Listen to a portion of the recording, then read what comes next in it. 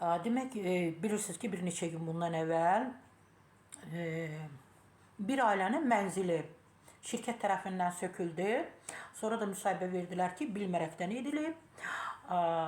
Yəni, heç vaxt fikirləri olmayıb ki, mənzil sökülsün, bu ailəyə hansı zərər toxunsun. Amma əslində hər şeyi bilirdilər, hər şeyi xəbərdar idi.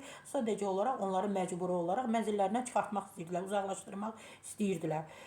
Bəli, evi uçurulan vətəndaş şirkətdən 2 milyon istəyib, sual qoyulur. Əslində, mən o qadının, o ailənin başçısının yerinə olsaydım, 10 milyon istəyərdim. Bu mənzil mənimdir. İstəyərəm sataram, istəyərəm satmaram. Alıcı sənsən, sən məndən razılığa gəlməlisən.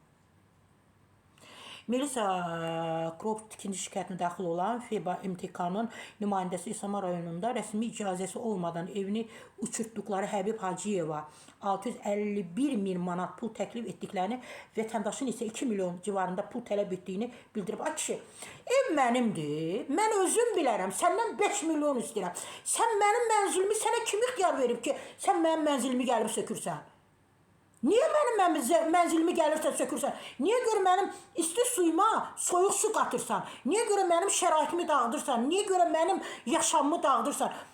Mən ona bu qədər təklif etdim, o istəmədi. O özü bilər, seçim vətəndaşındır. Seçim evin sahibinindir. Xoşlarına gəlmir. Bunlar uçurtmalıdır. O mənə, bəs 100 min verəcəksiniz ona? Qafqaz Info xəbər verir ki, şirkətin qanunsuz dağıtdığı evin sahibəsi Elarə Hacıyeva məsələ ilə bağlı oxu nöqtə açıqlama verib. O bildirib ki, 2 milyon manat iddiası tamamilə yalandır. Ümumiyyətlə, bizim danışığa gəlməyiblər bizimlə. Bilərəkdən qərəzli şəkildə yalan danışırlar. 651 min manat azı ilə təklif etmələri də yalandır. Sadəcə bildiriş məktubu vasitəsilə 173 min manat təklif olunub. Təbii ki, bildiriş məktubu da var da, əzizlərim. Siz milyonçu olmaq istəyirsiniz, amma düşünün ki, vətəndaş evində yaşamaq istəyir. Dövlətimizin qanunları var. O qanunlara riayət etməlisiniz, o qanunları oxumalısınız, beyninize həkk eləməlisiniz ki, biz qanunu poza bilmərik. Vətəndaşın hüququnu necə tapdamaq olar? Bu vətəndaşdır, bu ölkənin vətəndaşıdır, mənzilidir, evidir, eşiyidir, ailəsidir. Sən necə gəlib bu vətəndaşın mənzilini dağıdırsan?